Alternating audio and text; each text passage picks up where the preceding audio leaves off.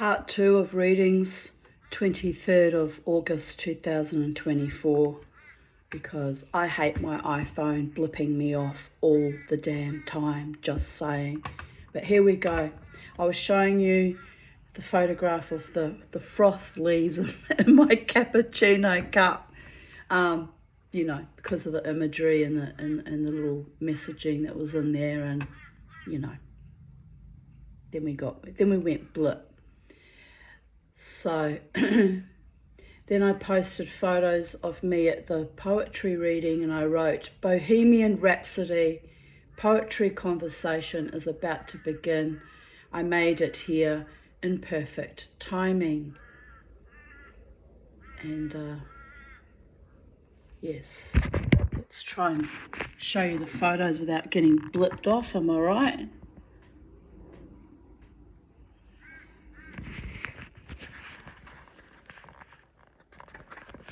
I met a very lovely woman at that poetry reading, actually. She and her husband make pens out of, you know, wood lathe pens and gemstones, and we had a really lovely conversation, and yeah, it was interesting. But we didn't swap numbers or stay in touch, which is a shame, because she was a lovely woman. Really liked her. Here I write, Mark Treddinick's poetry was so sublime and stunningly beautiful. I bought a copy of his 5th book of poetry, which he admits he ironically titled A Beginner's Guide. At 60, he is seeing his world with fresh eyes, a beautiful, kind soul. I loved his autograph inscription too. I'm so glad I made this utterly spontaneous decision to attend the poetry reading. As usual, my anxiety was almost cascading like an out-of-control fountain, but I fought my way through it and was gifted the encounter with like-minded creatives. A soul-nourishing experience. And there's a video here on YouTube where I actually read from his book of poetry, A Beginner's Guide. Oh, the man is a master wordsmith. Absolutely stunning imagery, and a lot of his imagery is particularly Australian too, talking about the bush and the birds and, you know, the natural flora and fauna around us. Oh, brilliant man. To you, Mark Treddinick, although I'm quite sure he doesn't watch my videos, but, you know, big agape love out to you and yours. I love it when I meet people who are just brilliant. You know, it's, for me, it's soul nourishing, inspiring and motivating, and yes, just gorgeous, quite frankly. Here's the cover of his book that I had bought. And money's very tight, so I don't usually buy things when I go to those kind of affairs, but it was just so wonderful and gorgeous and powerful. I had to do it. I had to buy the book. I had to buy it. Absolutely. And I'm glad I did. Excuse me. Here's the lovely inscription. For Tanya, a beginner who brings worlds of wisdom to each new moment. M. Kiss. Wasn't that delightful? Really delightful.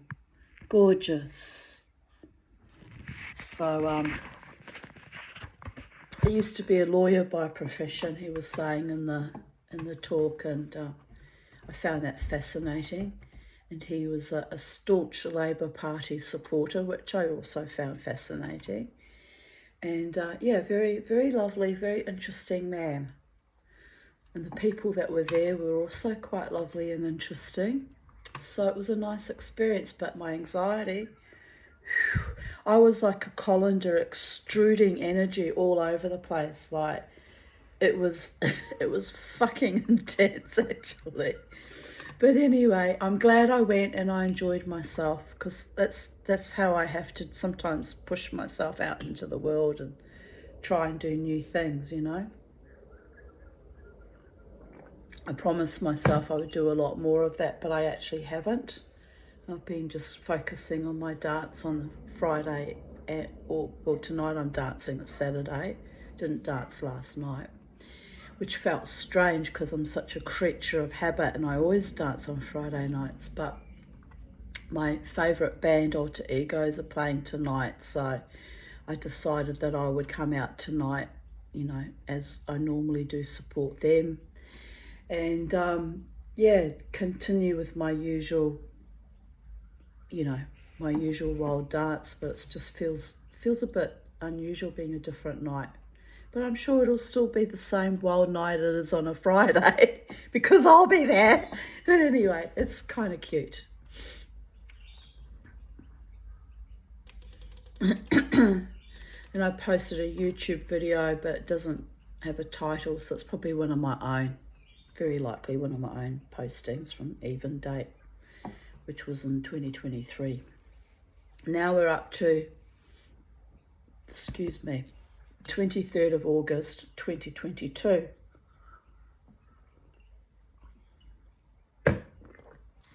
I woke up at 6:30 a.m. I set my alarm for 7:30. I'm excited about going to visit Elsa. Bobo goes, oh, rest in peace, my beautiful girl and my beautiful boy. Bobo goes running out to bark. It was Blue Boy and his elderly English mum. So I was struggling to remember her name yesterday. It almost came to me just now and then it drifted out again. Oh dear goodness. Marilyn. That's what it is. Do you think I could, I was trying to tell my friend Margot the other day, do you think I could remember For Love or Money? Dear goddess. Anyway, so I went out to chat with her in my nightie. Not a see-through whimsical item, but a solid below knee length item. Damon, who's my neighbour down the road with his little children, Damon comes by holding his baby Ayla. Aren't you cold, he says. I just grin. I am a little bit, but we wanted to say hello to Blue and his mum. He looks at me warmly, but still a little bit concerned. Yes, Damon, older women no longer care about hiding our forms completely, eviscerated by layers of clothing for false modesty. The nightie is perfectly respectable. It buttons up to my neck. I am not a card-carrying member of the Taliban, but it's sweet he worries about me getting cold. We carry on chatting, Blue's mum and I. Now I'm back inside, contemplating getting ready for my visit. I might take a shower and wash my hair. I have to wash it every 2 days now, as I am still weak, Gar. But today is a glorious day, and we shall enjoy every moment. Yes, we shall, as we always strive to do.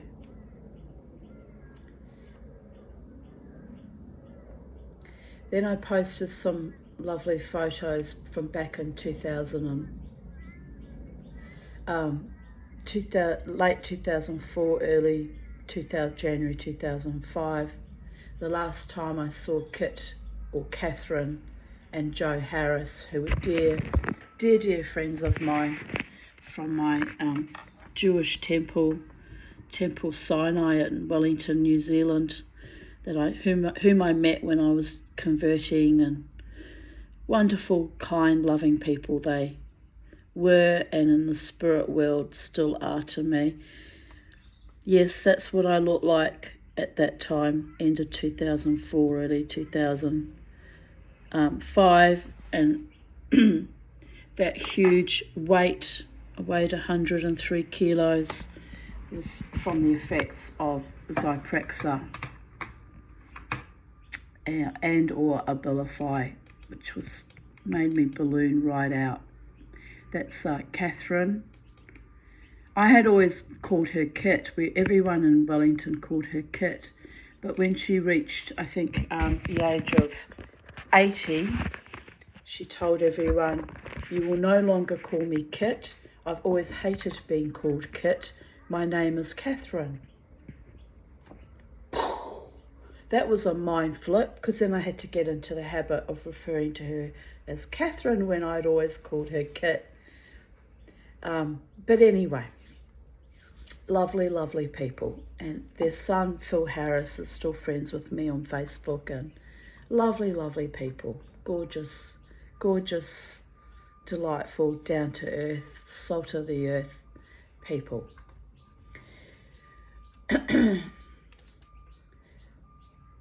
So my comment or my writing about Joe was, Joe of blessed memory.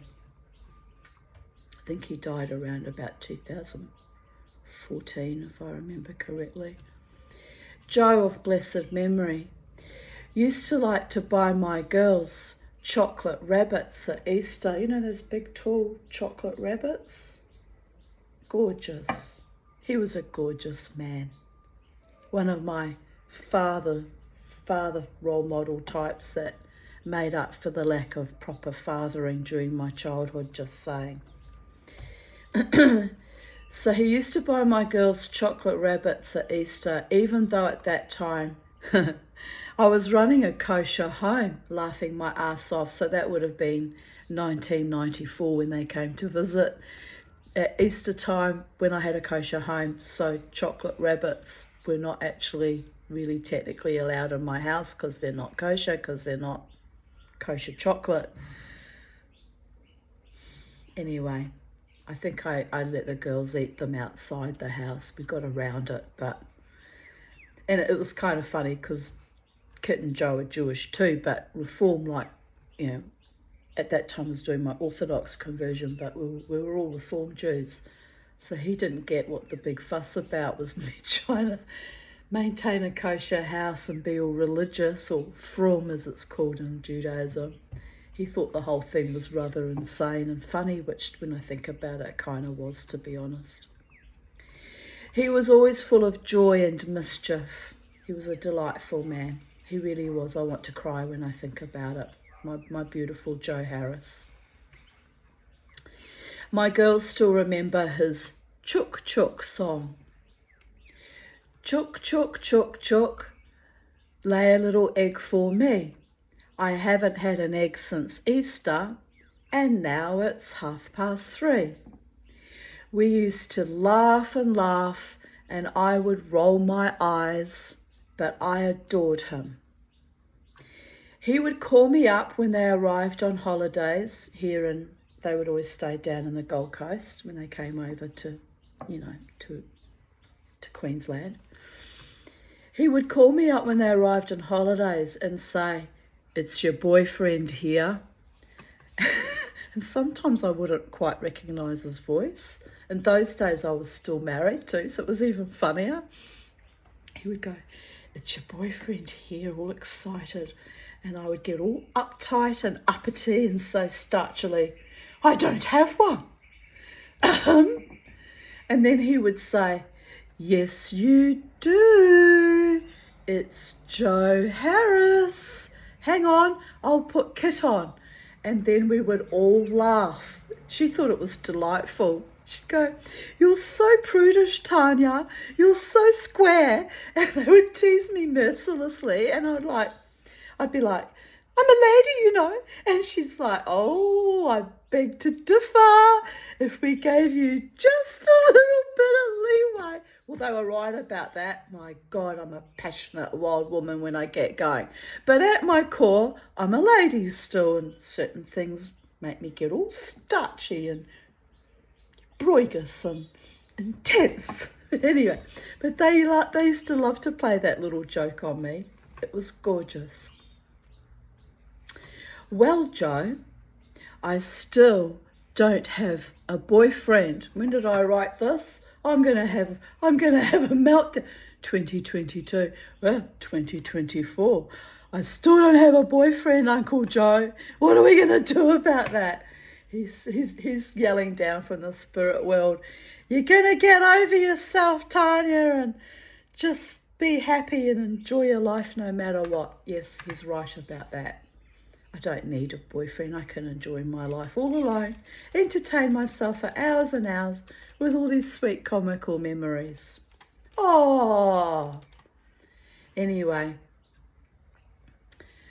I wrote, well, Joe, I still don't have a boyfriend. You are still my only one. Ha ha ha. Oh my, another funny memory of Kit, who later reclaimed her name Catherine, and Joe. Excuse me. Oh. Her maiden name was Phillips too, of the Jewish Phillipses, but still we shared the same maiden name, which, you know, made us mishpocha in a way. It's delightful. But anyway, mishpocha means family. But anyway, when we went to shul services at Temple Sinai in Ghuznee Street, Wellington, it got a little crazy.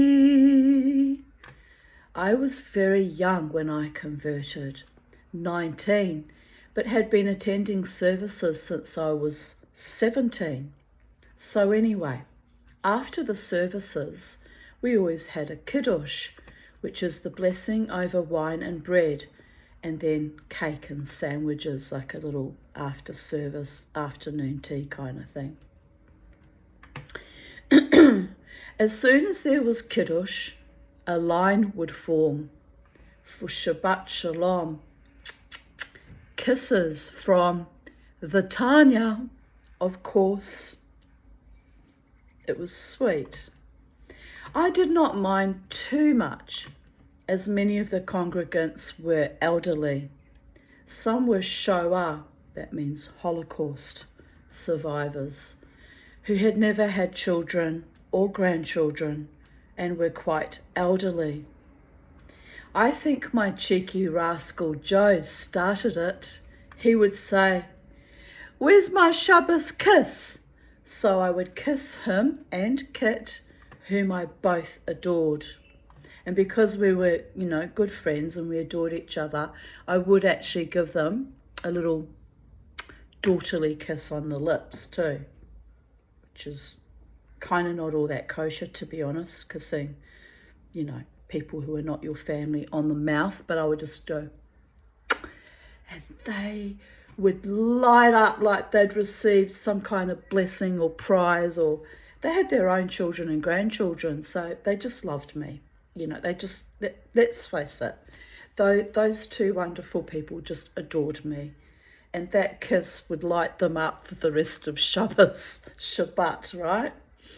Oh, little sweetnesses along the way, which, they got me when I was young and still sweet, not an irascible, bitter old crone, suspicious and at times mercenary and wrathful, when I was still young and untrammeled by a lot of the post-apocalyptic traumas that came after my separation and divorce. But anyway, there is that.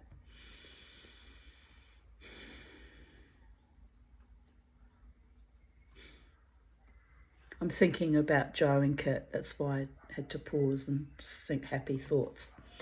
Anyway, then the next week, the line got longer. It was cute and hilarious, and the joy in all their faces made the slightly creepy feeling subside.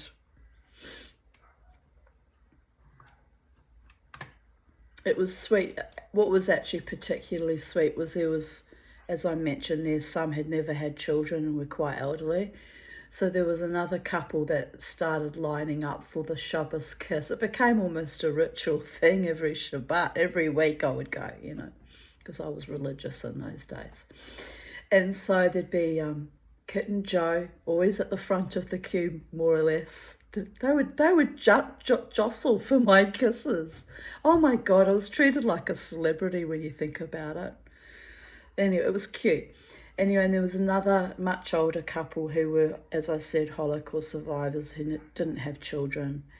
And they would stand in the queue and they would be looking at me and waiting for their turn, and they'd be like almost shaking with excitement. I'd think, how am I going to put a stop to this? This is getting a bit weird now, you know. Too much love freaks me out too, quite frankly, because I wasn't accustomed to it coming from my background, am I right? Safe, ennobling, sweet, adoring, cherishing, respectful, but excited and enervated, LOVE.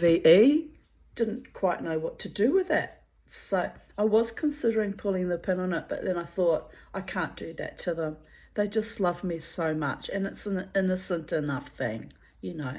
How does it hurt anyone having a little, you know, after your kiddush and your Shabbos and your shul service and all the intensity of that, you know, it doesn't hurt anyone. So I can't remember their names, the other elderly couple, but I can still remember their faces.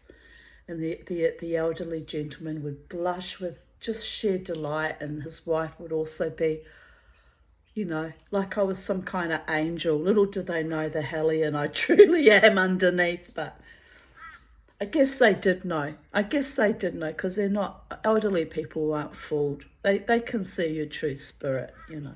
But anyway, it was delightful. And so I'd give them a kiss, and the old man would push his lips out like this. Oh, Joe used to do it too on purpose to wind me up. He'd like, where's my Shabbos kiss? And I'd be like, naughty, naughty, don't go too far with that or there'll be no more Shabbos kisses. And he'd be like, I'll be good, I promise, I'll be good. Anyway, it was just so gorgeous. And so this other couple would sort of emulate Joe and Kit's relationship with me, and they would do it too, you know. And anyway, and then they'd be like, I think they were from Hungary, that particular couple. Anyway, they would be like, oh, thank you, you don't know how much it means to us having our little Shabbos kiss from you each Shabbat. They said, we take that with us through our entire week, Tanya. You just brighten our entire week. Oh, bless. You know, they were gorgeous. And there was another elderly lady who'd also never had children, and she had survived Auschwitz. Now, what was her name? I can't remember her name now. But anyway, she freaked me out a bit when I had my first child, when I had Crystal. Crystal was only about a month old. And I took her to temple, you know, to shul with me, and they asked me to do to lane from the bima, or no, I don't think I was laning. That means read the Torah portion. They asked me to. It was an aliyah. No, I'm wrong. I remember now, because I was up there for quite a while, longer than usual. They asked me to read the Haftarah, which is another portion that you read. So I was up there for a while. And so this little, quite frail, quite elderly lady said, give me the baby. I'll look after the baby while you're up on the bema, up on the pulpit. And, you know, new mothers are very protective of their babies and don't like to hand their babies over to strangers by and large. It's kind of an instinct that's built into you. But, you know, I thought, oh, the poor thing, she's never had children or grandchildren, and it'll be good for her to hold my baby, am I right? So I was not too uncomfortable about it. I mean, after I knew her, I'd been going to the temple. By the time I had my baby, I was 20 and a half. So I knew these people. Had been in that congregation for about 3 years by that stage. So I put baby Crystal into her arms, and she held her, and her whole face just emanated light and lit up, as women who've never had their own children do. I do it too. I love babies. I really do. I thought at one stage about becoming a midwife, but I wasn't well enough to do being able to run actively up and down the ward, or so my friend Gail said, and talked me out of it. But I do love babies. I always have.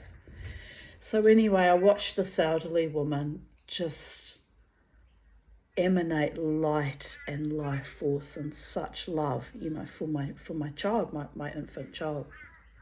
And I get up and I say the blessing before, and I'm doing the reading, and I'm about the first few lines into the reading.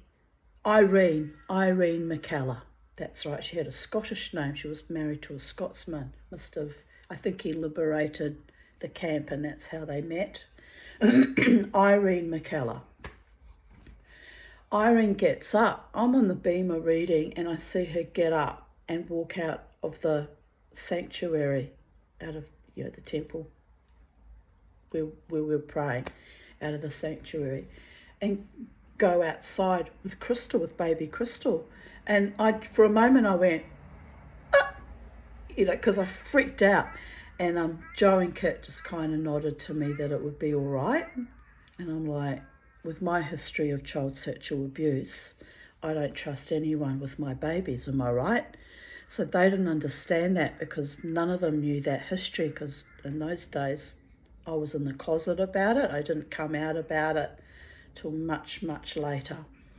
I come out about it to my own fucking family at 20, but no one in my temple knew, is what I'm saying. It's not something you go around going, oh, by the way, blah, blah, blah, because people judge you awfully and victim blame and gaslight and are fucking evil. It's not something you wear on your sleeve usually, except for my YouTube videos, because I'm educating people on the subject and I'm supporting people who are survivors like me.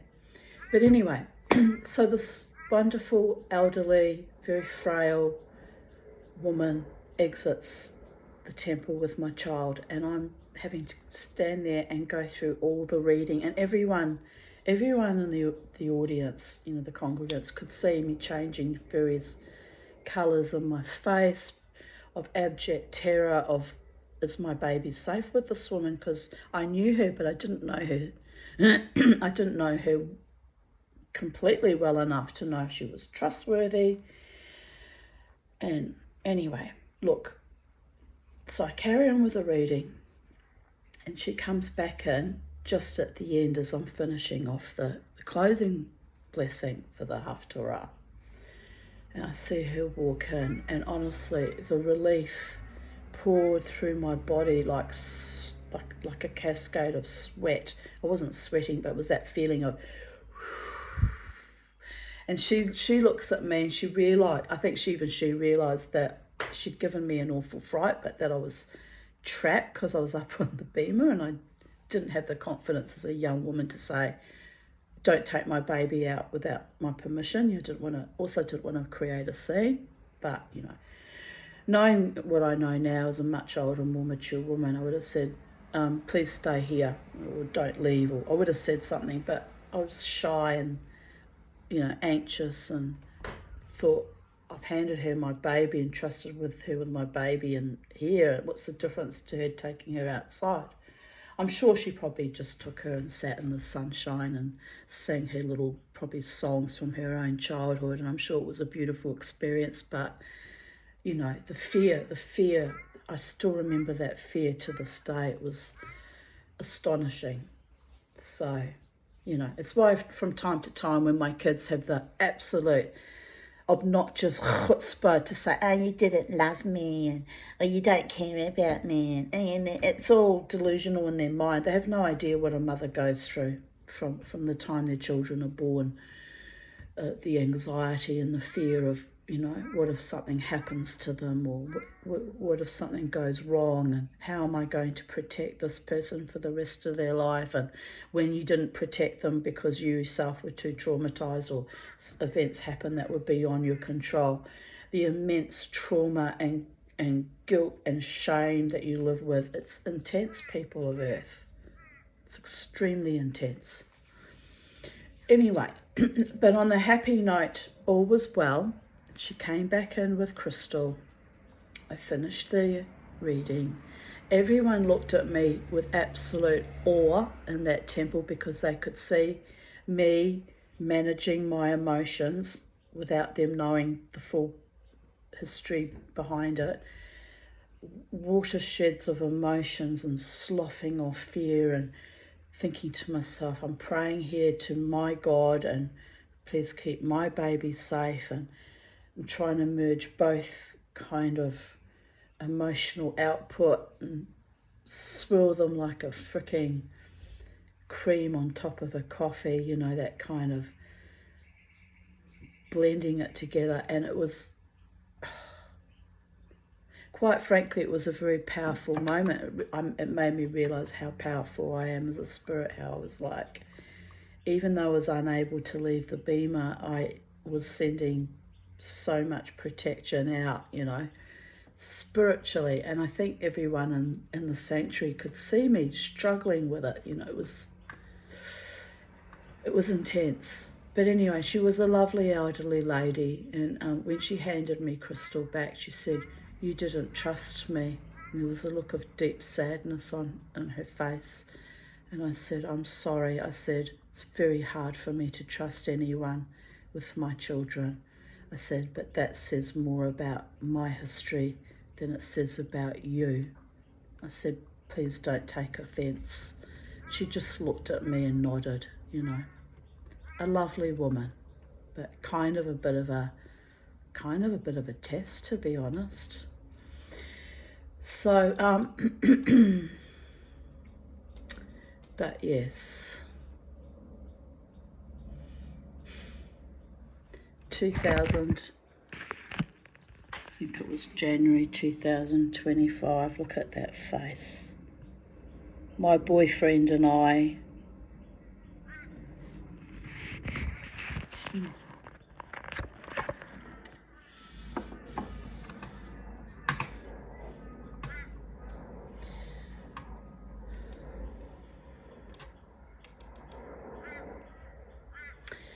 these photos were taken January 2005, the first and last time I went back to Wellington, New Zealand. I've been here 36 years. That was the only trip back, people of Earth. That's the calibre of my poverty that I labour under. I was wanting to go back in February this year, but I didn't have enough money, and with all the things that went wrong in the last couple of months and debts that I've incurred, through no fault of my own, really. I still don't accept that parking fine was right, but what can you do? And you know, the cracked windscreen and all that. Thank God I hadn't gone to New Zealand, because I would have been really, really, really broke and in debt from that trip. And then when all this shit went down, it would have put me so far on the back foot. So I'm glad that didn't happen, but you know, it would have been nice to go home and see my childhood friend Lynn one more time. I want to see her. Hopefully in the next couple of years I'll get out of this debt I've incurred and find a way, you know, find enough money to go home for a week. I only want to go home for 4 days. Like, it's not a lot to ask, but it is when you don't have the money. So, pisses me off and grinds my gears, but again, it's beyond my control. Here I wrote, "They loved me greatly. They took me to their favourite smorgasbord. I was very ill, fat and bloated on heavy psych meds, Zyprexa, vile drug. I had gone home for a 3-week holiday. I was staying with my half-sister Angela. She was a total bitch. My brother-in-law acted out also." There's a lot I could say about that, but discretion's a better part of valor, so I won't go into details. But it was fucking creepy and not okay. Just saying. So I ended up on my one trip home being again re-triggered and re-traumatised by my family of origin again. It was vile and awful. And I was thinking I was connecting back to my half-sister, and who I hadn't seen at that time for 16 years, thinking it was going to be a lovely, you know, family connection, and she was just so awful to me, beyond awful.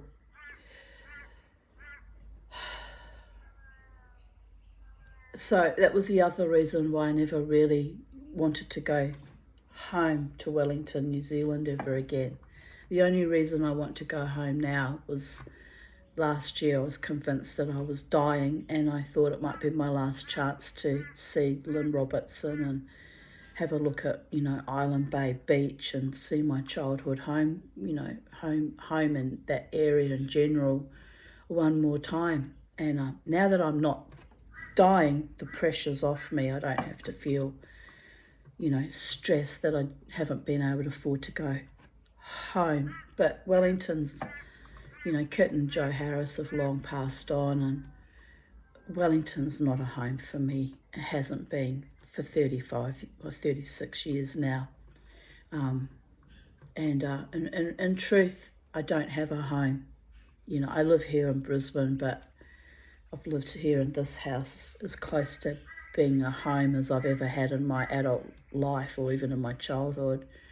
But it's not my home. I don't own it, and I don't feel particularly safe here in Australia either, after years and years and years of abuse and traumas.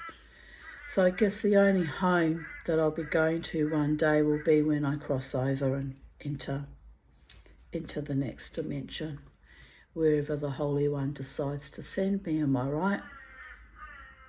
It is what it is. But I continue writing. So my dear friends Tully and John and Kit and Joe rallied around me and spoiled me lavishly with great affection, meals and kindness.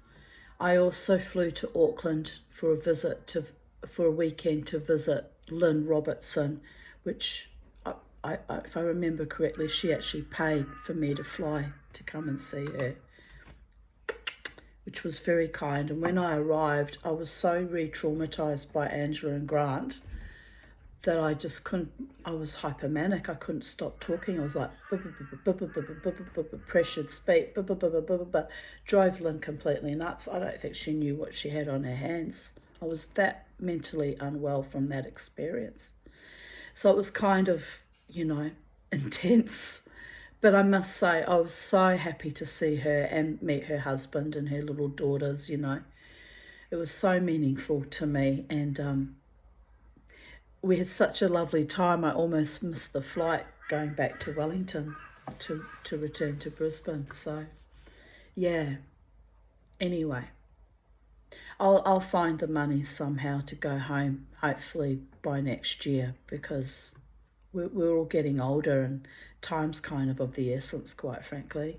I feel that the time is, the time is right to go and see her once again.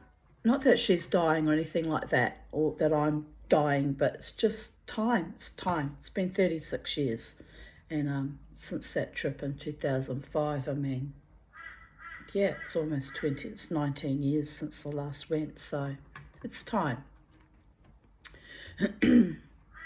It was the last time I saw them all.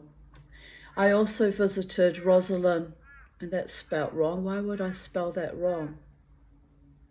I would never have spelt that way. It's I have to go in and fix that later. I also visited Rosalind Hodemakers, who drove me to Makara Cemetery so I could visit Hilda and Harry Aarons' graves. My sister and niece, who's actually my half-sister and niece, took me to my childhood home on the beach at Island Bay. And when I looked up at the house, a dam broke inside me. It's called soul retrieval. The house of molestation and physical abuse, pardon me, and so much mental and emotional torture and financial abuse as well, by the way.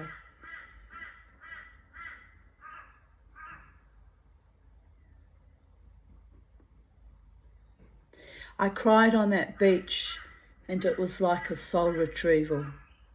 A young American man approached me and comforted me that I had grown up in such beauty. He thought I was crying from nostalgia, but it was deeper than that. A deep chasm opened inside me. My half-sister and niece stayed further down the beach, avoiding me in my pain, because by nature they are cowards too. That's been borne out many times since then. They're absolute callow cowardice. Cold as the grave. But that kind American earth angel grounded me. And yes, I felt deeply loved, not for the first time, by a stranger, and the spirits in Island Bay Beach and that Taputarangi Island, that should say Taputauranga Island, another spelling mistake, by the gods, who had always nurtured me when my family of origin would not, could not. Joe and Catherine were, as always, a balm to my soul. Truly good, loving, sincere people. They always delighted in me, and I always delighted in them. I was always looking for family, as verily I had none, an orphan to complex, cumulative trauma. I was the family scapegoat as well. I am always grateful for those kind souls who raised me up when I lay floundering, splonging in the shadowlands, barely holding on to life. I salute you, all my beloveds, human and animal and spirit. We're going to go, my beloved people of Earth, we're going to go and get Charlie because I don't want to leave her on her own all morning or all day. It's not cricket, it's not fair, it's not nice. She was alone quite a big part of the day yesterday, and I can tell by her calling out that she's letting me know that she doesn't want to be alone anymore because I speak bird. Hello, Charlie. Come on in. I hear you. You don't want to be alone today. No. Say hello to the people. Come on, we'll bring your food. You can come and help me make the video for the people. Isn't it a glorious day? Look at this. Look at this. Absolutely blessed we are. Oh, I'm a bit dizzy. I'm a bit dizzy after doing that little spinning around, Charlie.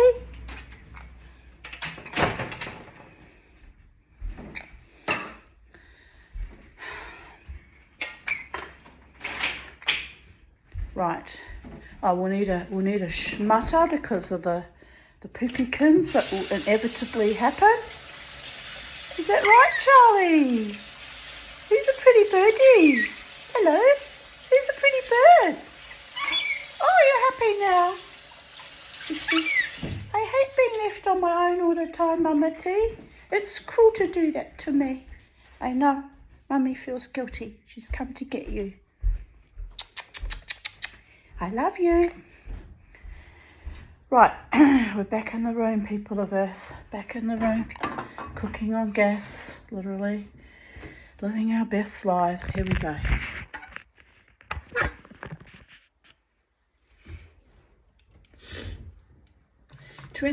August 2023. Charlie decided she wants to have breakfast with me. Yes, you were eating my breakfast that year. It does look like it was muesli, or I think it was porridge. There we go. Chewing on my breakfast. Hello. Hello. Bobo's not here, Charlie. He's in Valhalla where all the good doggies go. I'm very yes, I know. I love you. I'm very unwell today, so I got little done today, apart from changing my bed linen and washing. I felt weak all day. Oh, This morning I finally spoke to a woman at Optus who recommended I buy or borrow an HDMI cable, as they think that is the fault. It's also very likely the fetch box. Struggles with Optus back then, am I right? So another night without TV, so I'm watching Netflix on my laptop, as I'm sick of watching shows on my iPhone screen. What did you just say? Tomorrow morning I'm going to sit with Elsa while his son Peter goes to the dentist. Then if the storm holds off, Lynn will visit after midday. I know, you're singing a song. So I'm looking forward to seeing her. What song are you going to sing, Charlie? In honour of Auntie Kit, we'll sing, pack up your troubles in the old kit bag and smile, smile, smile. What's the use of worrying? It never did go well, or words to that effect. So, pack up your troubles in the old kit bag and smile, smile, smile. Yes, I know.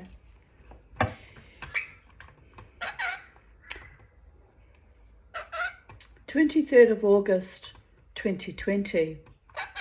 I know. I got up at 9 a.m, sat outside, ate toast and drank a cup of tea. But the winds were so cold, even though it's a beautiful sunny day, that I felt chilled to the bone.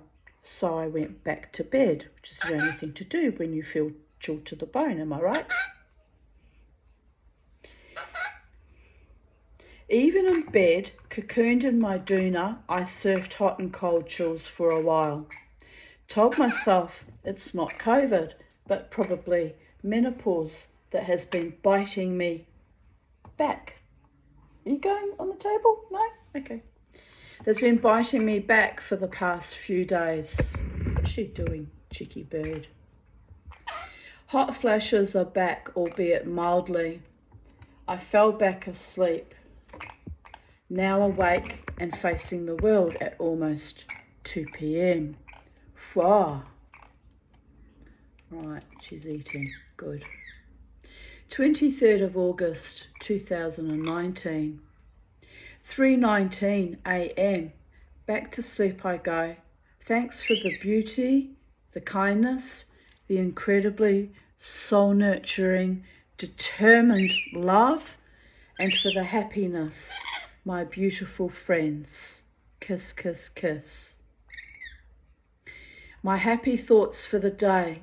Plucked flowers, destined to die, but shining bright in the mid-morning sunshine, giving everything they have to glow with beauty and bravery and a sublime cosmic bliss, beautiful and effulgent, gifting me with joy.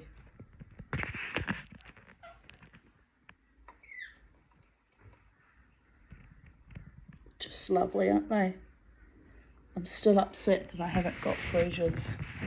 I have to remedy that next year. I haven't got those beautiful white iceberg roses either, because both my beautiful roses died. It's just weird. My cousin Melvin is changing her name to Melissa Rose. Very pretty. I'm very proud of her journey at 72 years of age. Oh, and her 3 adult sons welcomed her transition. That is love, people. Real love. Supporting your father as he transitions to becoming your mother. My kids abandoned me for way less than that. You kind of have to laugh. Anyway. 11:11 a.m. Washed my hair, dressed, and put on my new boots. Don't get me wrong, I'm glad that her 3 sons didn't abandon her when she transitioned. That's what I mean. That's real love. Supporting your parent no matter what.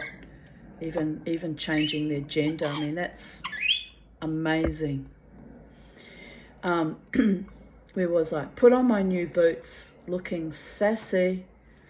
Mama T is going to Pet Barn to buy more cat food. Then to walk the dog, then maybe let magic unfurl in her dialectic, diurnal variation. Oh, those boots have started to wear out now. I did repair them about 6 months ago, but they're on their way out again. But yes, I look quite lovely that day if I say so myself.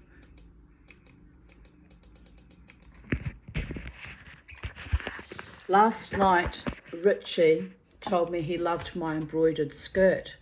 I said, I have owned that Mexican embroidery since I was 16. It was a dress. I never throw anything out that is of intrinsic, beautiful value to me. So I asked my daughter to sew the remaining panel into a skirt. Wow, he said, lovely man. And I'm a bit upset because it's a very ancient piece of fabric. I literally have had it since I was 16, but we recycled it into that skirt and I wore it for a bit longer, but I noticed that the fabric is finally pulling away and tearing away with age, so I'll have to cut that out and find another embroidered dress or skirt somewhere in an op shop and replace that panel with something that's not quite as old and unraveling, am I right? But yes, I made that Mexican dress last, well, it's now 2024, and when I was 16 it was 1981. So what's that? I can't work it out, but you know, you feel me. It's almost 40 years. I made it last a long time. It's the same. I hold on to real solid, soul-nourishing relationships a long time. You know, my friend Lynn's been my friend for 36 years, and my friend Margaret, I don't have much contact with her over the last 10 years or so, but I've known her since I was 9, so I've known her for 50 years.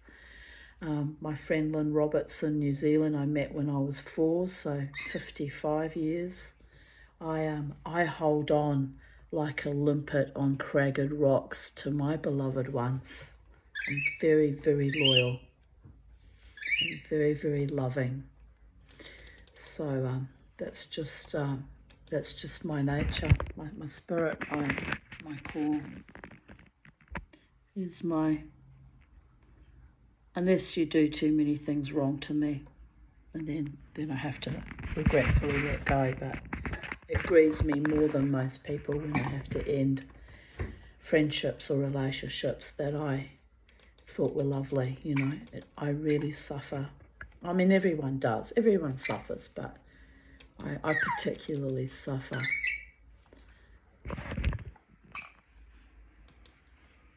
Here's me looking quite happy and beautiful, coming kind of back to life, probably because it's you know, the end of winter and the beginning of spring. I always feel happier in that transition period. And I took a photo of, they were new boots at that point in time. I loved those boots. Can't get them anymore. I bought them in Joanne Mercer and they don't have the same style anymore. So I'm disappointed. If I had money, I would buy identical pairs of the same boots so there's a spare when the others wear out. When I have favourite boots, I would do that because it's really annoying when things go out of fashion and they have other fashions. Sometimes the fashions are quite bloody ugly and you can't replace your favourite shoes or boots. Yes, first world problems, Charlie. There's another view of that skirt that I I really loved. My daughter made for me from the leftover panel from a Mexican dress. One day I'd like to go to Mexico and buy an authentic hand-embroidered dress there in actual Mexico. I've got one. I've got a beautiful red one I bought. But it'd be more exciting and more fun to buy it on holiday in Mexico, wouldn't it? Yes, one day. One day. I'll be too old by then, or dead.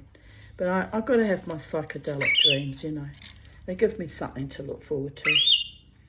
You know, they're not realistic and I can't always manifest them, but without your dreams and your fantasies and your aspirations and wishes and yearnings and manifestations, life would be incredibly boring, am I right?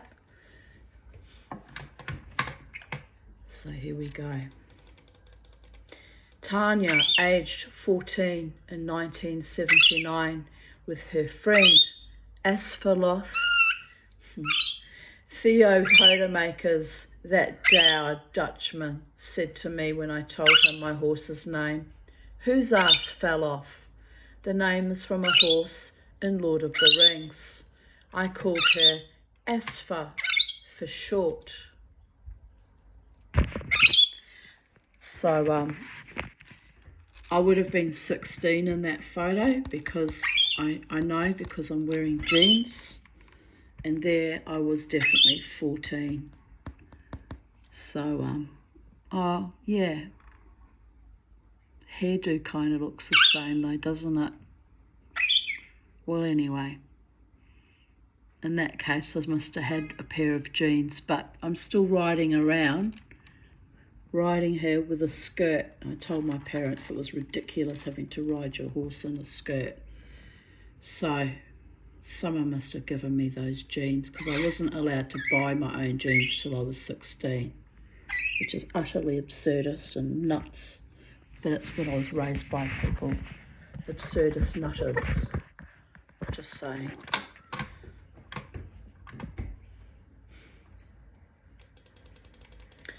My childhood home as it looked in 2004. I stood outside and cried for a long time. Soul retrieval, I suppose. The place where I was abused, neglected and betrayed over and over again by my family of origin.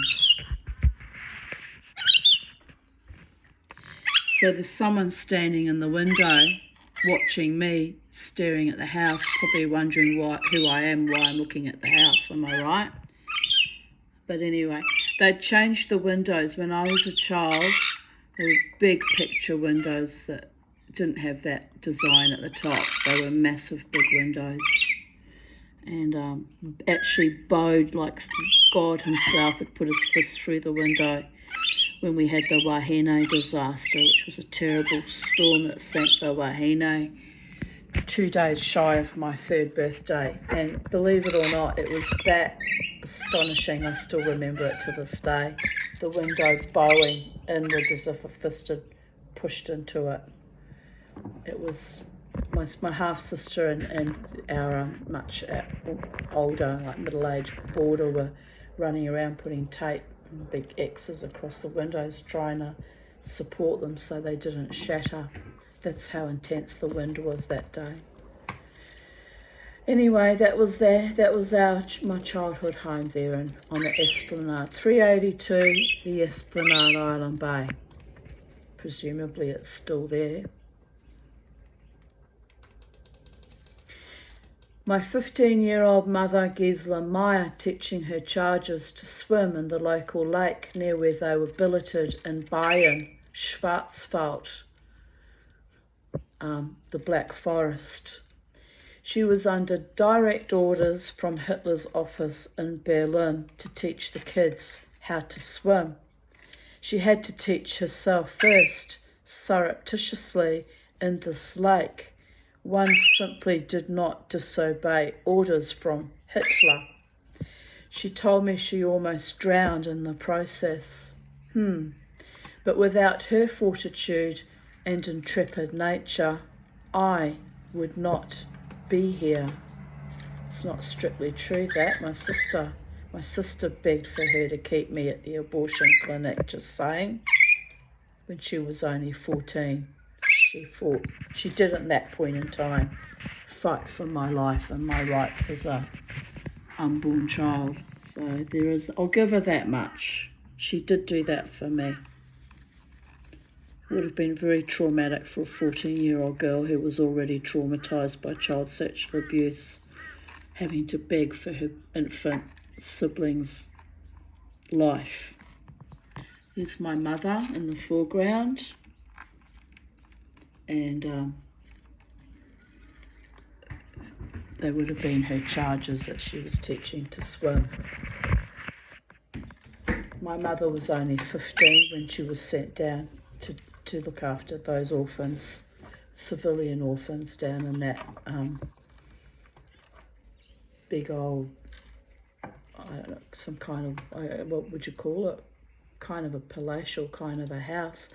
She told me there was only 2 adults that were around to supervise, and one of the adults was the cook, and he prepared all their meals, and the other was a priest that came down from the neighbouring village every Sunday to give a service, which my mother was greatly amused by because she was Lutheran, But they were the only adults. The rest of the time, my mother was in charge.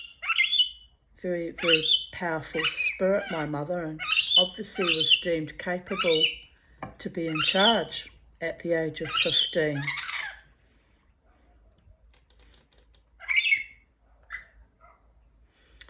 Here I write, the only adults on the premises were a cook who spoilt my mother with extra rations, and the village priest who rode his bicycle to pray with the kids each Sunday.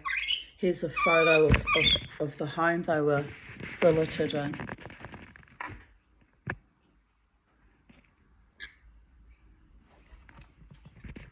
Lots of windows, and maybe it had been previously a hotel or something. I can't quite work it out.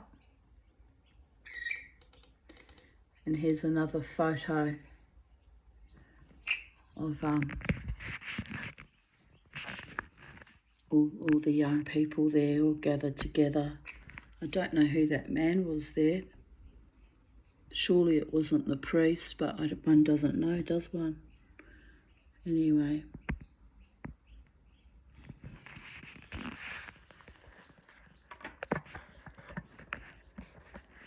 I can't actually see my mother in that photo, so it makes me wonder if she was the one that took the photo or where she was.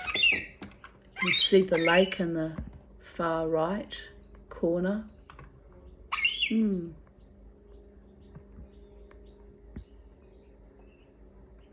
Or is that her sitting at the back?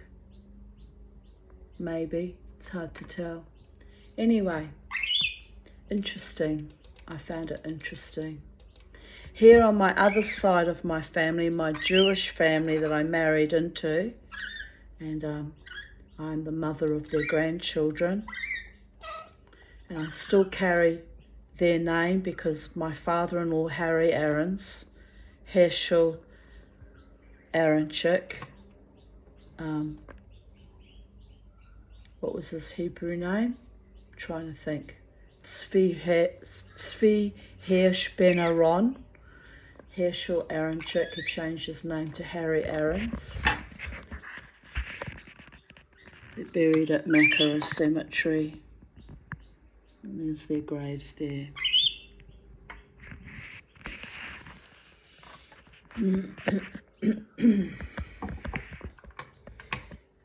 Harry Aarons was so good to me and paid off not 1 but 2 houses to ensure my financial safety while I was married to his son.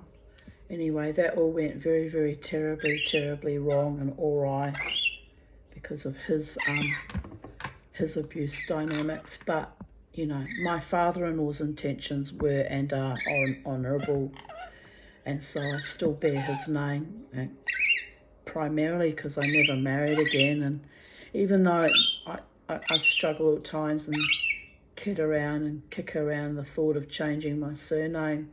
I'm used to being an Aarons. I've been that name since I was 19. And I don't particularly want to reclaim my Phillips maiden name because of my shitty dysfunctional relationship with my father and mother. So I just stick with the Aarons name. What's in a name anyway, people of Earth? A lot. It's probably not brought me that much luck in the broad scheme of things. Here I am on the beach in Island Bay out the front of my childhood home. Those were two separate visits because you can see I'm wearing different clothing. But yes, rejoicing and being in my true home, which was the beach, where I spent most of my childhood really, escaping my foul family. In this photo you can't quite see, but I'm holding a pussy willow in my hand, which is very symbolic to me because they grew there on the edge of the beach, and I loved them. I was always playing with them and feeling the velvety texture and pulling out the little stamens or petals or whatever you call the things that make up the pussy willow flower. Yes, Charlie. Island Bay with Tapu Te Ranga, here I've got it spelt correctly, which is good, in the background, and Goat Island in the foreground. This was my happy place, my sacred space, my safety from those disgusting, vile, creeps I lived with. But even wild, free children had to go home eventually. My mother would scream my name at the top of her voice, Tani! And factor in the German accent as well. My blood would run cold. My name is Tanya, so I would refuse to heed as long as possible, as I would get beaten if I didn't drag my sorry ass, whose ass fell off, home. Here's I set all the dogs off in the neighbourhood. Yes, well, it is a history, darling. Tapu Te Ranga, Goat Island over there, and the foreground of the beach. Now you see why the sea and the beach are so healing and beautiful for me, because it feels like home.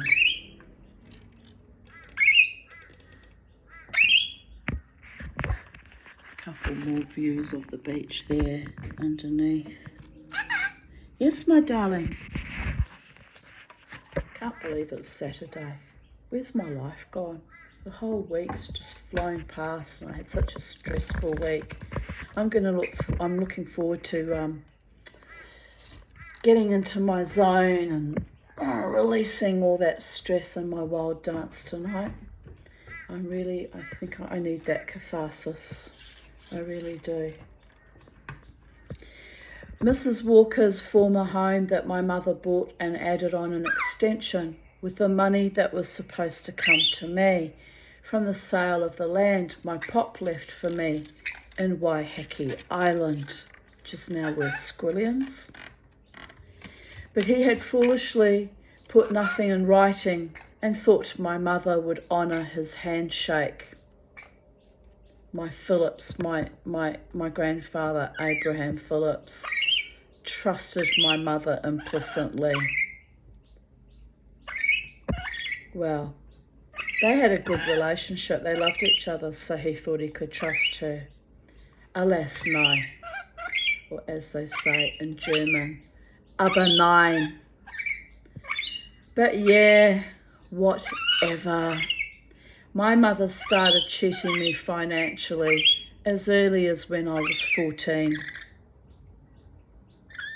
Now, what could I have done about it? I didn't even realise the enormity of it at 14. But that's when it really, really began. There's the little, Mrs. Walker's house used to be just that little tiny fisherman's cottage, and then Mum later added on that extension. And I don't know when the 2 garages were added on. Mum didn't have those there, I don't think. That must have been added on by later owners. But it's quite kind of sweet, and I used to sleep in that batch. Mum built a loft into it, and I used to sleep in the loft and play house there until she had completed renovations on it and rented it out. You can see the roof's kind of really shitty though. It needed a decent re-roofing there. But yeah, she turned it from a tiny little, very Spartan with concrete cold floors that elderly old lady lived like. No proper heating, no running water, proper running water. Living like a real Viking in a way, with her long braid down her hair. Very Spartan. And Mum added a few accoutrements to it, like proper plumbing and, the extra room tacked on. And I had the job of painting it all. Me and Case painted it. At 14, I was painting the houses. Anyway, I've always worked hard for my family, being exploited. And they exploited me at the end with the wool dispute. The dogs. Anyway, better, not bitter, am I right? Live my best life no matter what. They're all dead now anyway, can't hurt me anymore, so there is great joy and freedom and releasing in that alone. She wrote into her will, meaning my mother, that I would only squander my inheritance, always making me out to be some kind of arsehole, always. But she had already squandered mine during my adolescence, ha ha ha. I fought that will dispute as her ugliness, projections and shadow almost made me kill myself. But this was one time I was going to fight for myself. It was like a fucking hero's journey, and of course, yet again, I was financially raped. But I have a car and new teeth and warrior goddess attitude now. And yet still many are so viciously envious of me. Evil, perverted dickheads.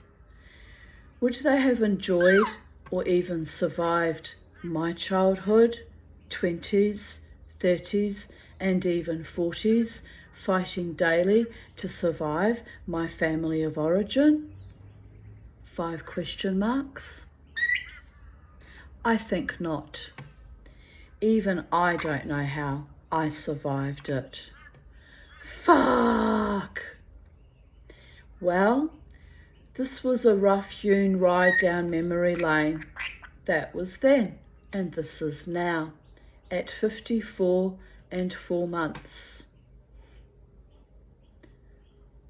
Dear Goddess, try 59 and 4 months. I have, and 12 days to be exact. I have another extension of life, and let's hope it gets better. More love of the good kind, abundance, joy, perhaps better health. Precious time spent with people who value, respect, cherish, and perhaps a partner one day who adores me, even in my poverty and kintsugi life. Whatever, laughing my ass off. It's getting harder to laugh my ass off about that though. It's getting a little bit tragic, people. But anyway, life goes on, my darlings, always and forever. Always, always, always. And real loves love you no matter what, even when you're a bit broken and a bit fucking squidgy and One day I'll find someone that can love me and whom I can love back in the most astonishingly beautiful, soul-nourishing, honouring ways. 23rd of August 2018. Bit of a rough night, but here I am sipping tea and munching muesli in my glorious sacred space garden in the sunshine of my 50s, loving life, my pets, my friends, my garden, and my gutsy, shit-stirring gallbladder, which really has to go. But life is not so bad when you finally get the hang of it. I think it's absurd that my psychiatrist has to advocate for me to get my gallbladder removed. It's insane how this government lets ordinary people down. But they don't factor in the fact that I have people who simply adore me, even in my worst end-state CPTSD, defunct health issues, and a certain amount of righteous fury, 'cause my bile is rising. Ergo, my temper extrapolates along with it. I've been very good at maintaining a relatively peaceful mien. Exhaustion will do that to you.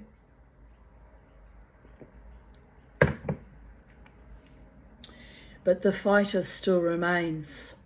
I will fight injustice and my own mortality until the day I die. Then slip third base on the way to Valhalla and take no prisoners. The gods delight in me and uplift me, their fallen, broken down, recalcitrant one. Love is the law, and I am much beloved.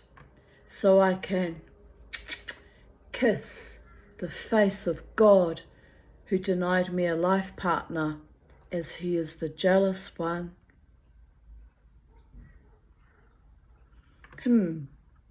Share, laughing my ass off. Que sera, sera. What will be, will be. Valhalla, the world to come, awaits. In the meantime, look busy. Copyright. The Berserker, Tanya Desiree Aarons. Update, 23rd of August 2019. 1 year later, gallbladder gone. Life is still an epic battle, but I received a lovely call on Messenger just now from my beautiful Irish Jewish friend Louise, who loves me all the way from where she lives in Manchester, England. She was busy cooking dinner and preparing for Shabbat, but was worried about me. Thanks, Louise. Kiss, kiss, kiss. I am so blessed to have such strong spirits gifting me with love and encouragement. It's 3:08 a.m. as I woke up, still in pain. I fell into bed with exhaustion at 9 p.m.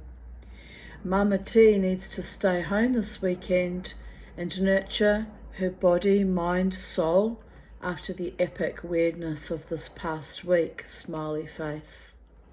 I expect another defamation threat after I fought some dirty, filthy bastard about the George Pell case.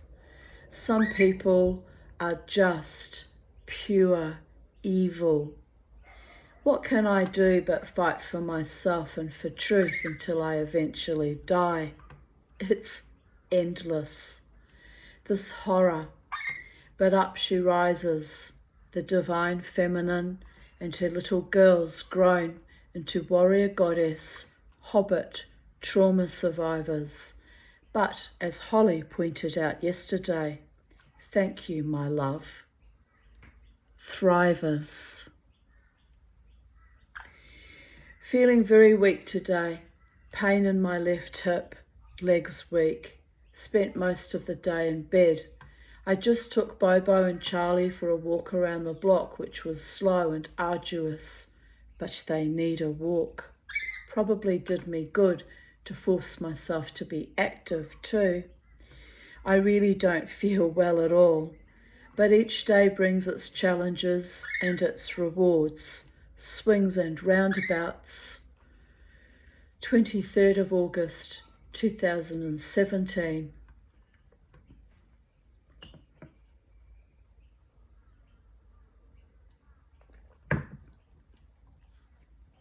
My book of Psalms has mysteriously disappeared. This is irritating, as I have been reading Psalm 91 to cast out the spirit that is haunting the house lately. I guess the motherfucker hasn't heard of Google. I will cast ye out, demon. I might have hurt my back, have a headache, and will continue to fight you. The house is quiet for now, but there were several strange occurrences on Monday while Jared was here. It probably wanted to put on a show or intimidate Jared. Well, we are not easily intimidated. This is my sacred space, my home, probably the first and last home I will ever have, but my space. 23rd of August 2016. Today I spent time with Lynn and her neighbour Carl singing karaoke. I got to meet one of his baby diamond pythons.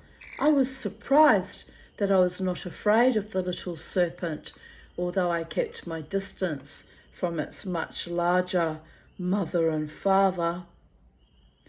The sensation of it moving around my hands and arms was really interesting. I could feel its tiny body constricting and gripping as it moved around. It wrapped its tail around my diamond ring, which I eventually sold.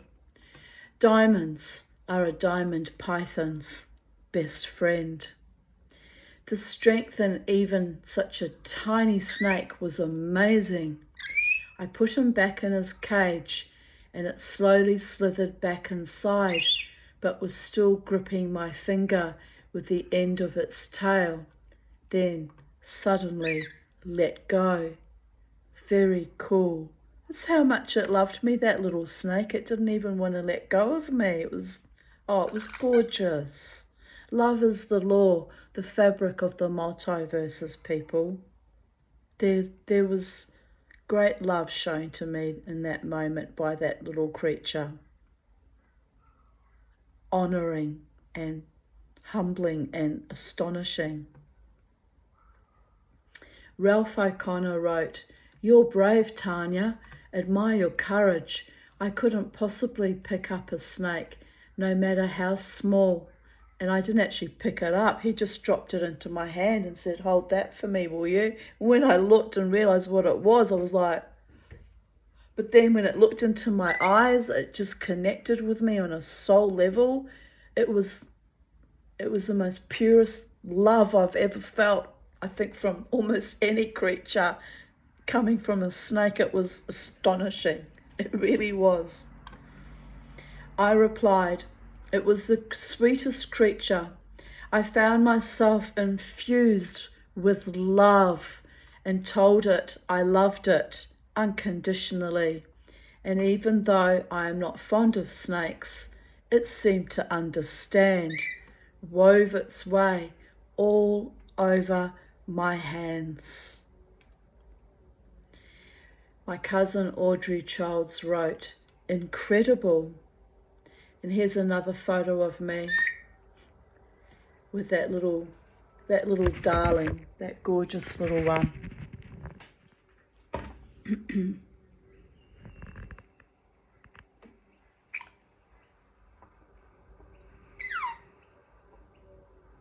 Look at the look of bliss on my face. Amazing. It was an amazing experience.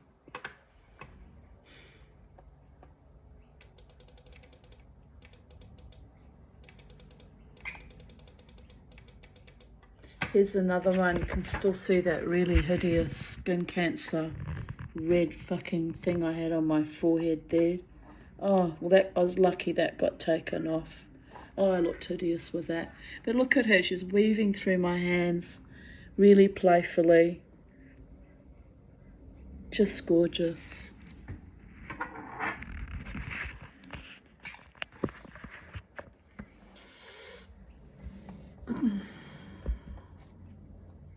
Still got another video to make today of today's date, and it's like, I'm getting tired. But anyway, we will push ourselves through as I do every day, my darlings. Update, 23rd of August 2019. This was a watershed moment for me, as usually I fear snakes, but the love this tiny baby serpent exuded to me was almost magical. I never thought I could love a snake that much.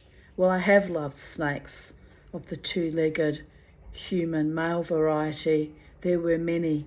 David Davidson was a snake in Chinese astrology like me too. We were born in the, although he was 12 years older, we were born in the same part of the Chinese zodiac. And we were both Aries. And by the gods, when we were alone in a room together, just him and I, with his charisma and my charisma, and his masculine sexual energy and my divine feminine butting up against his masculinity, almost predatory he was, to be fair. The heat and the electricity between us, you could have set a fire off with it. It was intense. It's probably why he haunted me when he died. So powerful was the charge between us, the sexual charisma, the sexual charge. It was it was intense. But anyway, he was toxic and evil and a veritable snake in more ways than just being a snake in the Chinese zodiac. But yeah, we were very similar in many ways. You know, we were both occultists and, Kabbalists, and both Jews. I converted. His mother was a convert, so we had that in common as well. We were both extremely powerful people. But yeah, he was just incapable of ever being faithful to anyone, and he was just, well, he colluded. His big mistake that ruined everything for any love that I could have ever tried to maintain with him was he colluded with my mother and buck against me. He was a traitor as well as a fucking useless fucking shit. But anyway, never mind. That was long ago now, and I never have to experience anything like that ever again. I certainly will be very conscious.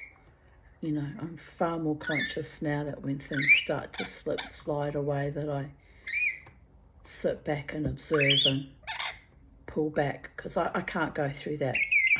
It wouldn't be survivable. I literally would die if I ended up in another sexual relationship that was that sadistic and cruel. I couldn't do it to myself. I just couldn't. And yet I did it with Dave Charles. Not that we were in a proper relationship, but that was another vampiric love bite, fucking bullshit, evil thing. So, I have not completely irrational fears of being lied to or deceived or cheated or betrayed again, but this is the nature of humans. We all do it, I'm not perfect. I've made mistakes in my life too. Haven't ever cheated on anyone because I love too much when I love people, but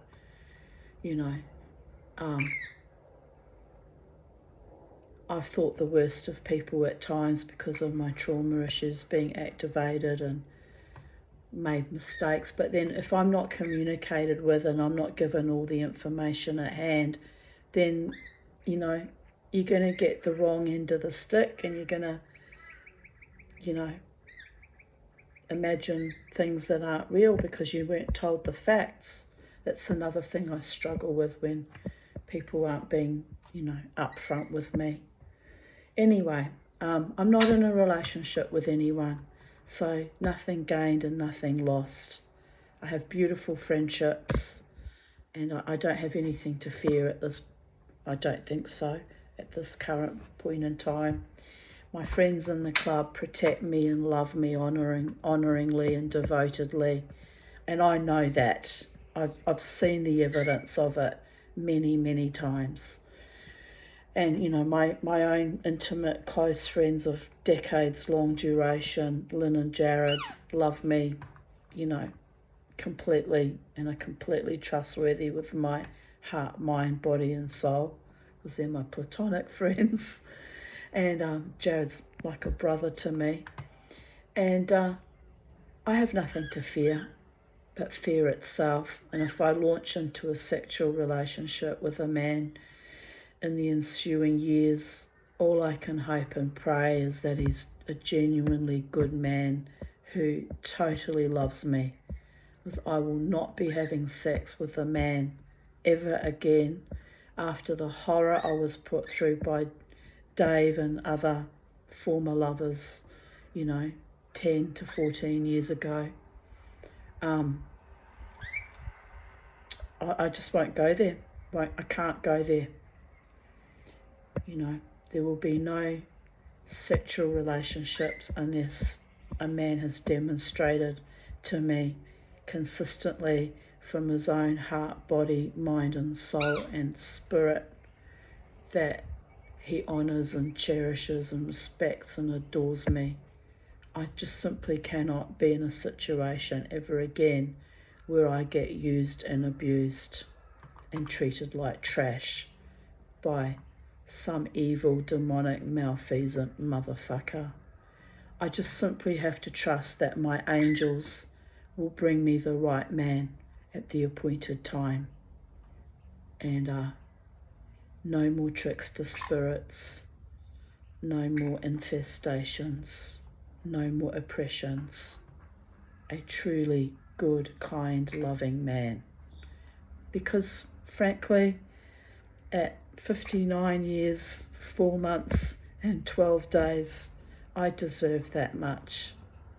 May not happen anyway, ever, might not be my fate, but I deserve that much, and that's what I'm kind of holding out for, hoping against hope, almost like a fairy tale. It's quite mad in a way, to be honest. Even I acknowledge it's quite mad, given what I know about life and, you know, the love relationships I had in the past. It's actually quite delusional to hope to find someone that will love me completely and loyally and faithfully and joyously and proud to be with me and have me on his arm and include me in his world and all those things that should happen when you're in love, am I right? Not treated like some leftover dirty rag or some dirty little secret or... No, we can't be having that. The Tanya, Mama T, Miss Five, the psychedelic dreamer. We can't be having that. We deserve better.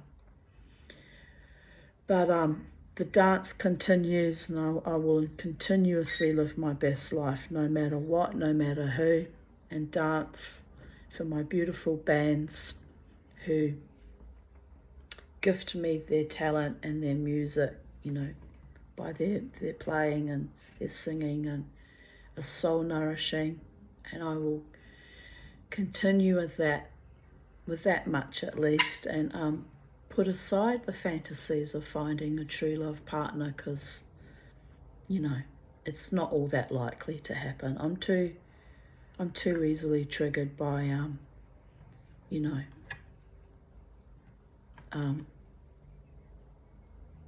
well, not by everything, but you know, how can I put it?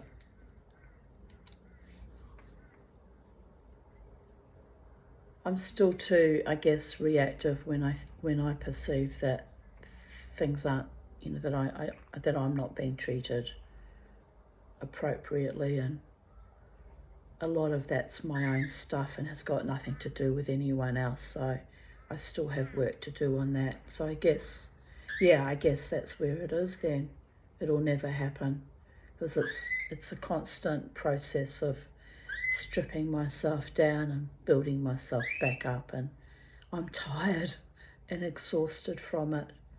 25 years of therapy and soul retrievals going back to New Zealand. I had a fortune teller tell me recently that I'll never be ready and blah, blah, blah. But you know what? That's not actually true. I have felt ready this year for the past 12 months at least.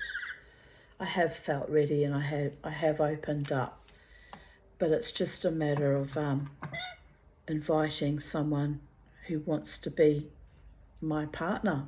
That's the hard part, because I don't know who that person is, you know. It's probably, it's still nebulous and it's still kind of floating around me, but it hasn't quite landed, is what I'm saying. And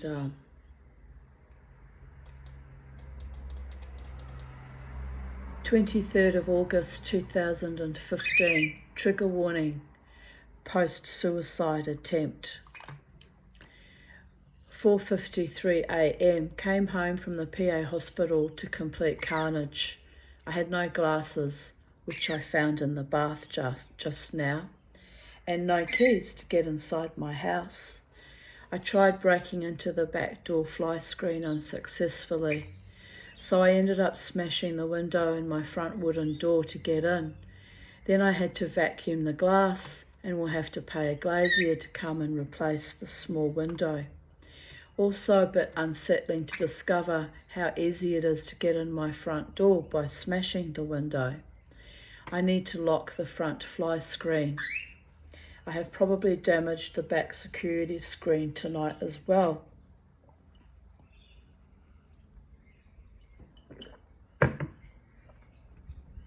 So I have to pay for a new one, even though I couldn't get in. So pissed off. To make matters worse, someone, probably a paramedic, smashed my bottle of Jack Daniels, which probably more likely I did when I climbed out of the bath when the police were banging down my door, am I right? But of course I wasn't conscious of anything. I was in my fugue state, which I had barely had anything to drink out of. The cats got in my back room and destroyed all my setup for the findings, so I'll have to fix that all up. Thank you to Rachel and Sally for feeding the cats and doing my dishes. That was lovely of you. I still feel very weak, so I think I'll be going straight to bed and will sort the jewellery findings tomorrow. I need to hide a spare key for the house in case of future emergencies. Whoever dragged me out of the bath put a dress on me that I also use as a nightie, but forgot to give me knickers and a bra. So it was rather odd freeballing at the psych hospital. Well, it wasn't the psych hospital, it was the Princess Alexandra psych unit, with nothing underneath. A nice young man I met there also complained he had no underwear or shirt underneath his hoodie and tracky dacks. So it seemed that it is commonplace. Anyway, glad to be home, albeit with a $589 fine. This is how they vilify you when you have a complete breakdown, by the way. The evil, dirty bastards. From some corrupt bastard policeman who refused to listen to my complaint about the ongoing stalking from Lana and blamed me for everything. Scumbags. Also now a glazier job and possibly a new back door. That proved to be a very expensive night out. Yes, it did. I feel strongly that I was set up again, as happened at Irish Murphy's. So many jealous, vicious people who can't bear to see me dance and be happy and wild. Fuck them all, motherfuckers. I hope karma gets them, and soon. I am so sick of being harassed, attacked, and persecuted for standing up for my rights. The worst of all is my new iPhone 6 Plus was wet, so someone, that would have been me by the way, dropped it into the bath, probably when they were hauling me out. No, that's not fair to think that, because it would have been me struggling to get out of the bath. I have no memory or idea, as I was unconscious and was surprised to wake up in the short stay emergency department. So I have no phone now, and it is only a few weeks old. That kills me the most, as my phone is my lifeline, my entertainment, my Facebooking, my all. So surviving all this shit to get even more shit is not really heartening. I have no idea who called the police or sent the paramedics or what happened when they got in my house and found me. Julie says that I came to the back door, but I have no memory of being conscious or moving at all. I have a huge bump on my head, so must have fallen, and a scratch on my nose, which is a bit swollen. I must have been in blackout. It's actually, my psychiatrist said I was in fugue, which is different to blackout. But anyway, quite frankly, I am not happy about being alive. I am grateful to come home to my cats, chooks, and my beautiful friends who came to check on me at the hospital. Love you. Tarina Edwards wrote, I am glad you are still with us. As I've said, you did nothing which I've told the head of security, Scott. Okay, so it was a different Scott we were talking about. Oh dear goddess. Well, anyway, my other friend Scott from Alter Egos has been a wonderful support to me in recent years, so what I said to him still holds true. I'm grateful to him for being a true friend. He is reviewing the tape again in the light of the info I gave him and looking at putting an exclusion order on that person. Don't let her win, Tanya. I can give you Scott's direct phone number, so we're referring to the head of security here, so you can ring him next week and ensure she is excluded. You can also tell the security guards on duty that she is stalking you. Give them a description or photo and ask them to remove her from where you are. Well, I told them many, many times in previous years leading up to that event. My friend Sally Castle wrote, I've inboxed you, kiss kiss. And Tarina wrote again, so glad, kiss kiss. Never let the rats win. Your whole life is testimony to that indeed. And thank you, Tarina, for your beautiful support in that moment and at that event. It was so gorgeous of you to have my back. People rarely, historically, ever had my back. And I'm just, to this day, so grateful and soul nourished that you did that for me. All my friends at that point in time. Anyway, 23rd of August 2014. I had an awesome night out with Sarah at Irish Murphy's. Jabba played beautifully. It ended with drama and chaos when I stepped in to defend a woman friend from the pub. Some vile, despicable creep called her the C word. Then he called me the same. Then it was on for young and old. The police were called. They told me they would fine the guy for being a public nuisance. Good. $500 fine. Double good. As my dear old pugilistic, foul-tempered father used to say, I never started a fight in my life, but I damn well finished every one. I guess that is the only thing I inherited from him, my ability to fight abusers. Ho-hum, no fingernails broken. Thanks to Laurie and Scotty, who dived in to protect me. That's Scott McLennan, and I don't remember Laurie's surname, but that was very kind of you guys.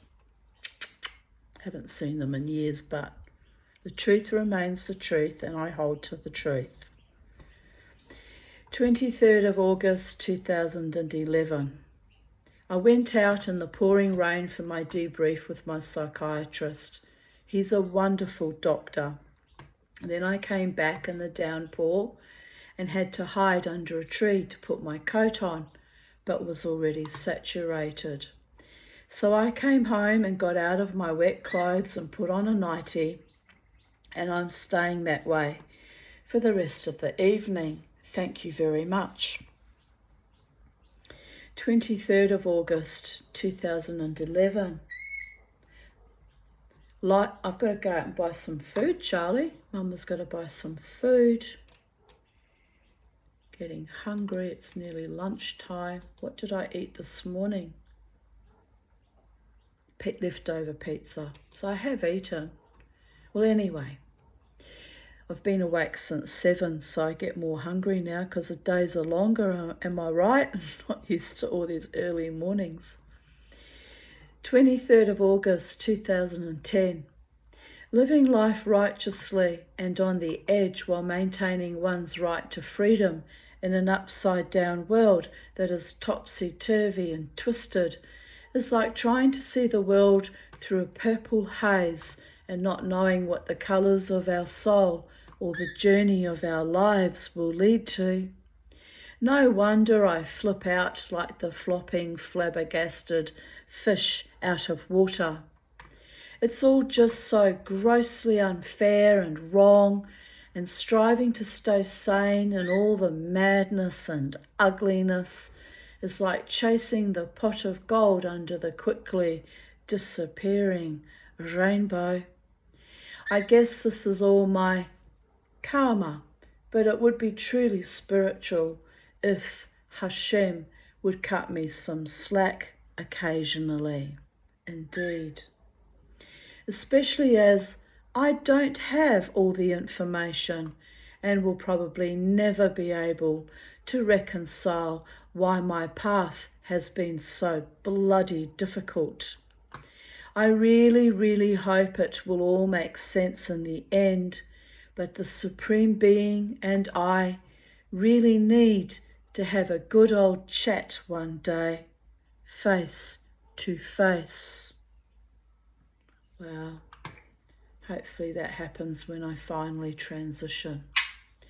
23rd of August 2008 is happy to be alive and relatively sane. Copyright Tanya Desiree Aarons, and thus concludes today's readings of yesterday's journal entry, and I'll be back shortly with today's readings of even date. So have a beautiful day wherever you are in the space-time continuum, people of Earth, all sentient beings and all interdimensional beings as well. God and Goddess bless. Bye for now.